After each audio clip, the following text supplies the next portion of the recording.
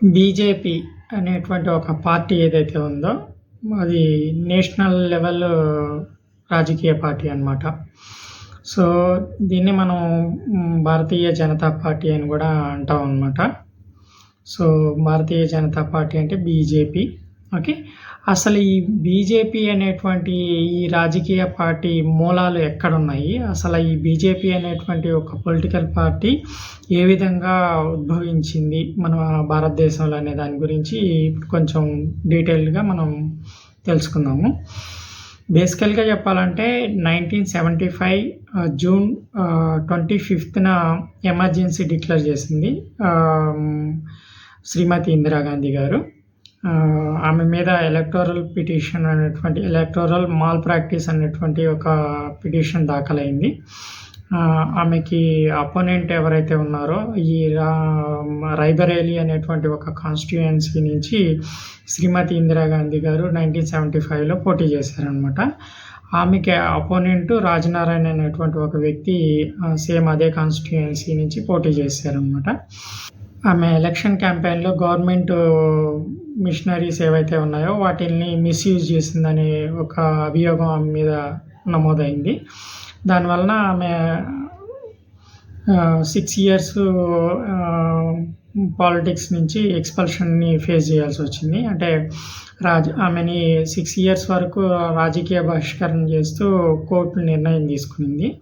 అయితే అది ఇష్టం లేని శ్రీమతి ఇందిరాగాంధీ గారు 1975లో ఎమర్జెన్సీని డిక్లేర్ చేశారు. దీని గురించి నేను ఫుల్ డీటెయిల్‌గా ఒక వీడియో కూడా చేశాను. మీరు వీలైతే ఆ వీడియోని విజిట్ చేసి చూడండి.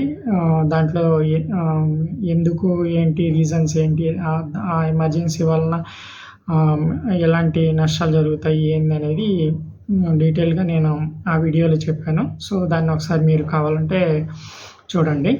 సో, ఈ శ్రీమతి ఇందిరాగాంధీ గారికి వ్యతిరేకంగా ఎవరైతే ఉన్నారో వాళ్ళందరూని ఆమె ఏం చేసింది అంటే తీసుకెళ్ళి జైల్లో పెట్టించింది ఎమర్జెన్సీ డిక్లేర్ చేసిన తర్వాత. ఎప్పుడైతే ఎమర్జెన్సీ డిక్లేర్ చేస్తారో ఆటోమేటిక్‌గా నీకు ఫండమెంటల్ రైట్స్ అనేటువంటివి బ్యానిష్ అయిపోతాయన్నమాట.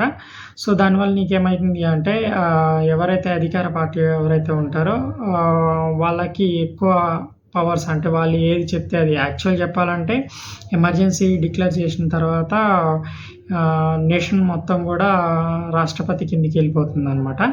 సో, రాష్ట్రపతి అనేటువంటిది ఇక్కడ మన భారత రాజ్యాంగంలో ఏదైతే ఉందో అది జస్ట్ నామకే వాస్తే మాత్రమే అది రన్ అవుతూ ఉంటుంది. ఆల్మోస్ట్ పవర్స్ మొత్తం కూడా అధికార పార్టీ ఎవరైతే ఉంటారో ఆ అధికార పార్టీయే ఈ పవర్స్‌ని యూజ్ చేసుకుంటుందన్నమాట. సో, ఆ విధంగా ఎప్పుడైతే ఈ ఎమర్జెన్సీని విధించారో, సో, ఎమర్జెన్సీని విధించిన వెంటనే శ్రీమతి ఇందిరాగాంధీ గారికి వ్యతిరేకంగా ఎవరైతే నడుచుకుంటున్నారో వాళ్ళందరినీ శ్రీమతి ఇందిరాగాంధీ గారు జైల్లో పెట్టించారనమాట. దాదాపు 1,00,000 మందికి పైగానే జైల్లో పెట్టించినట్టు రికార్డ్స్ చెప్తున్నాయి. సో, ఆ విధంగా ఎవరైతే ఈ జైలు శిక్ష విధిస్తే జైల్లో ఉంచబడ్డారో ఈ ఎమర్జెన్సీ టైం పీరియడ్‌లో వాళ్ళందరూ ఎమర్జెన్సీని రివోక్ చేయడం అంటే ఎమర్జెన్సీని క్యాన్సిల్ చేసిన తర్వాత, అంటే రిటర్న్ తీసుకున్న తర్వాత వీళ్ళందరూ కూడా మళ్ళీ తిరిగి అదే కాంగ్రెస్ పొలిటికల్ పార్టీ నుంచి పోటీ చేయడానికి ఇష్టపడలేదన్నమాట. జనరల్‌గా చెప్పాలంటే మన భారతదేశంలో మొట్టమొదటిగా జవహర్లాల్ నెహ్రూ గారు ఈ కాంగ్రెస్ పార్టీకి నాయకత్వాన్ని వహించారనమాట. దాని తర్వాత కూడా శ్రీమతి ఇందిరాగాంధీ వరకు ఈ ఎమర్జెన్సీ 1975 వరకు కూడా మన దేశంలో నేషనల్‌లో ఇంకొక పొలిటికల్ పార్టీ లేదనమాట. ఓన్లీ కాంగ్రెస్ అనేటువంటి ఒక పొలిటికల్ పార్టీ మాత్రమే ఉన్నదనమాట. సో, అంటే అంటే మన భారతదేశంలో ఇంకొక పొలిటికల్ పార్టీ లేదు కాబట్టి ఏమైనా స్టేట్‌లో ఏమన్నా వేరే పొలిటికల్ పార్టీ గెలవడానికి ఏమన్నా అవకాశం ఉండే గానీ 1975 ముందు. కానీ నేషనల్‌లో మాత్రం ఒకటే ఒక పొలిటికల్ పార్టీ, అది కాంగ్రెస్ పొలిటికల్ పార్టీ అనమాట. సో, అంతవరకు అంటే 1975 ఎమర్జెన్సీ విధించేంత వరకు ఇంకొక పొలిటికల్ పార్టీ అనేది ఇండియాలో లేదనమాట. సో, ఆ విధంగా ఏకఛత్రాధిపత్యం అనమాట. కాంగ్రెస్ అనేటువంటి ఒక పొలిటికల్ పార్టీది.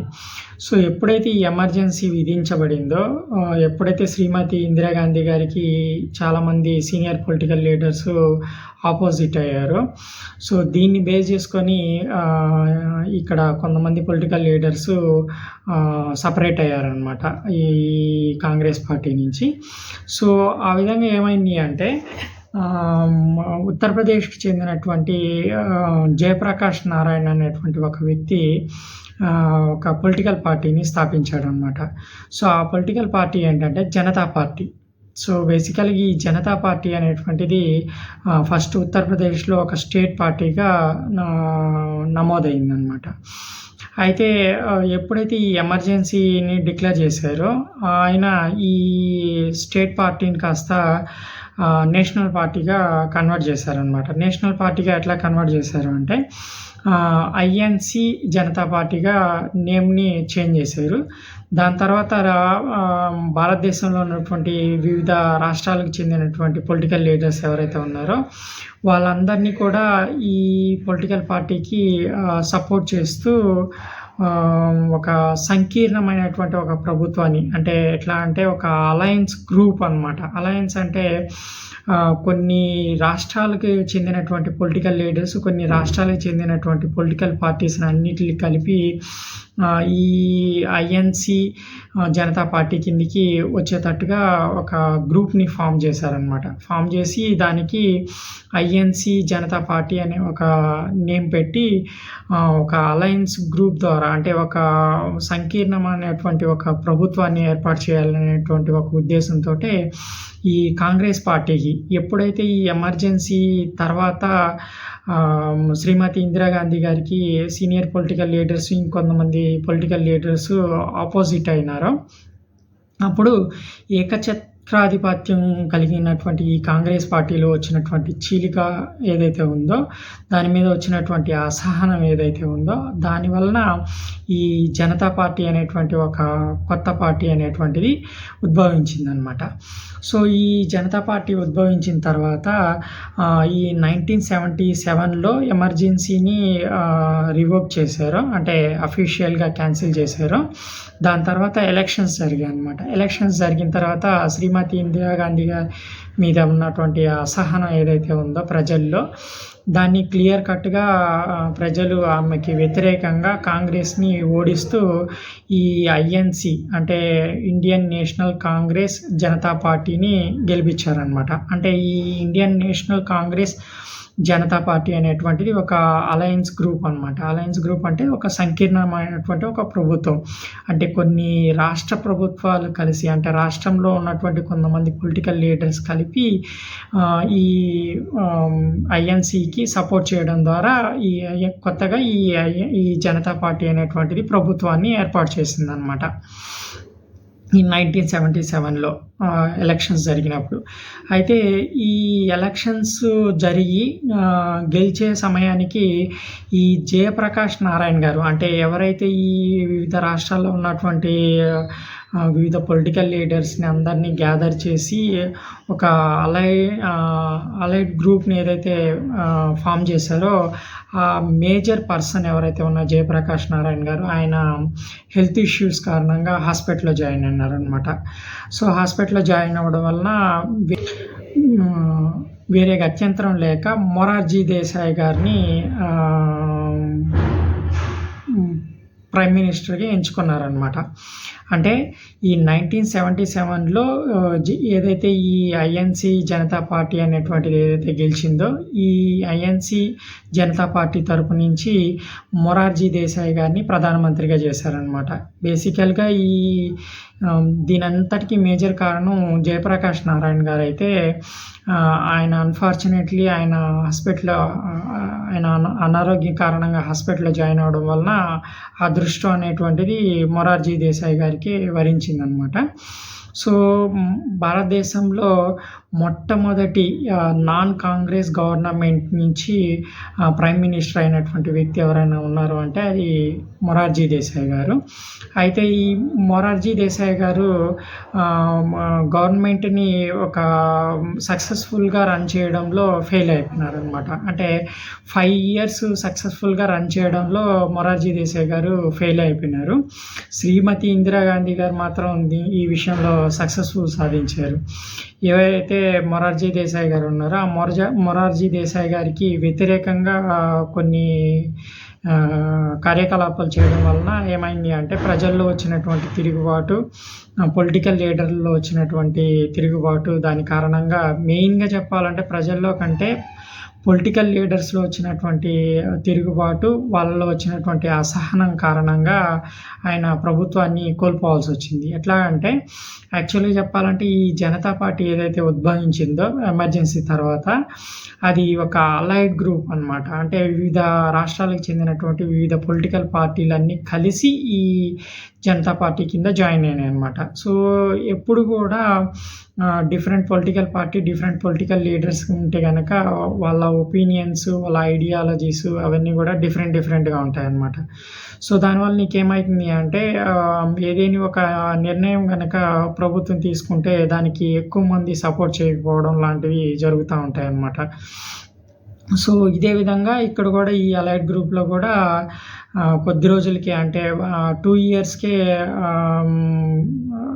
ఏదైతే అసహనం అంటే ఆ పొలిటికల్ పార్టీలో ఉన్నటువంటి లీడర్సు ఈ జనతా పార్టీ తీసుకున్నటువంటి నిర్ణయాలకి వ్యతిరేకంగా అసహనాన్ని వ్యక్తం చేసిందనమాట. దానివల్ల నీకేమైందంటే 2 ఇయర్స్‌లో ప్రభుత్వం అనేటువంటిది కొలాప్స్ అయిపోయింది.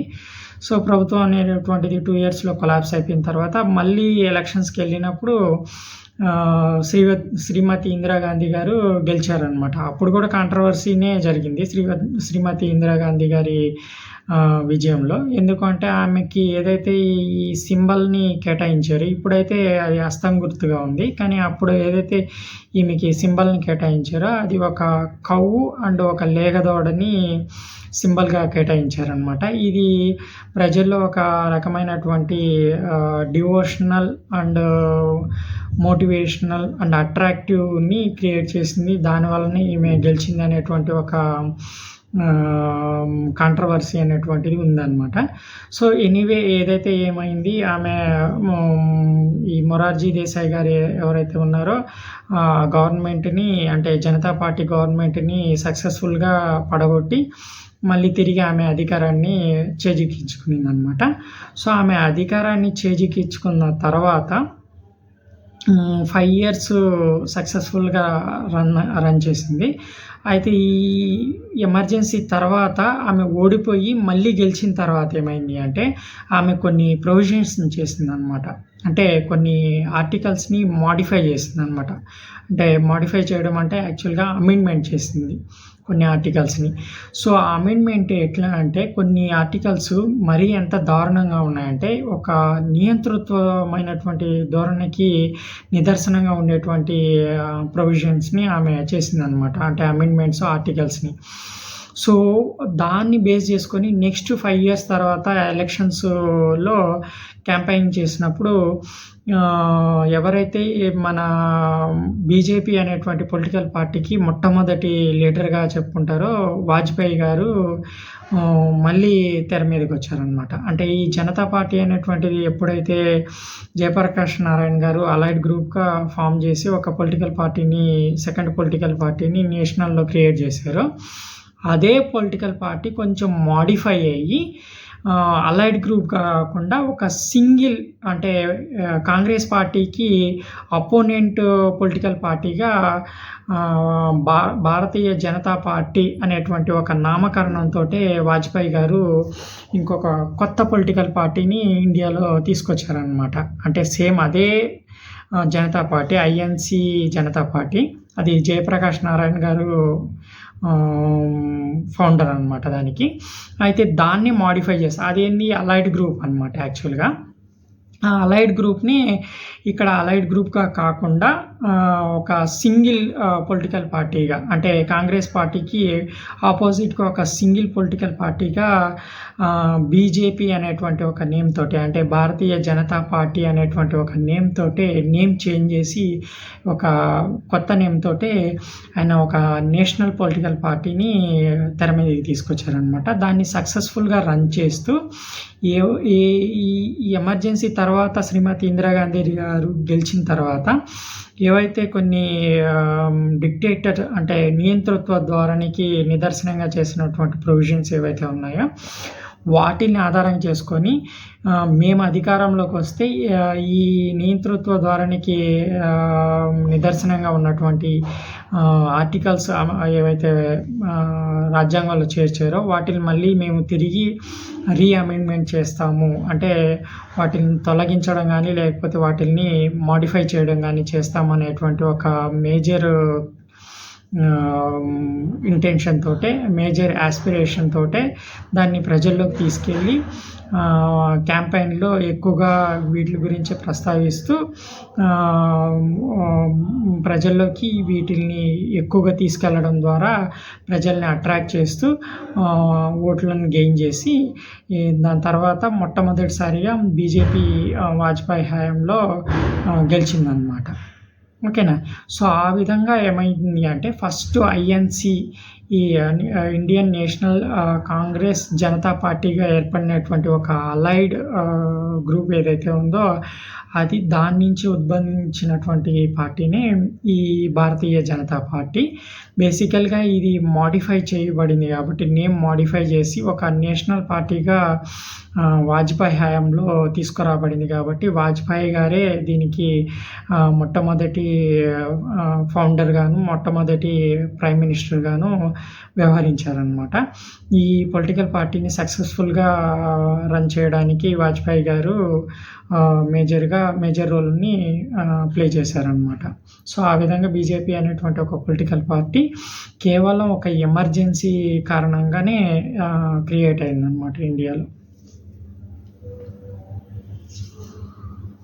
సో నాకు తెలిసినంత వరకు నేను గ్యాదర్ చేసినటువంటి డేటా, అంటే నేను నేర్చుకున్నటువంటిది, నేను సోషల్ మీడియా నుంచి ఏదైతే తెలుసుకున్నానో దాన్ని బేస్ చేసుకొని నేను ఇక్కడ చెప్పాను. ఒకవేళ ఇన్ కేస్ ఏమన్నా ఇందులో మిస్టేక్స్ ఉంటే కనుక especially I apologise to everyone. And subject ఏదైనా మిస్టేక్ ఉంటే subject correction. So thank you for watching this video, and if as well as possible you have to share this one for your family members and your friends, and you are visiting this channel first time, in the sense you have to subscribe my channel, and thank you for watching. And శ్రీమతి ఇందిరాగాంధీ గారు చేసినటువంటి ఒక చిన్న mistake నేషనల్లో BJP అనేటువంటి ఒక కొత్త political party ఉద్భవించడానికి మంచి అవకాశాలు ఏర్పడ్డాయన్నమాట. ఓకేనా. సో ఒకరు చేసినటువంటి చిన్న తప్పు వాళ్ళకి ఎంత పెద్ద నష్టాన్ని ఇస్తుందో అదేవిధంగా ఇంకొకరికి అది పెద్ద అవకాశాలను తీసుకొచ్చి పెడుతుందన్నమాట. ఓకేనా. సో దీని నుంచి మనం ఇదే తెలుసుకోవచ్చు యాక్చువల్గా చెప్పాలంటే.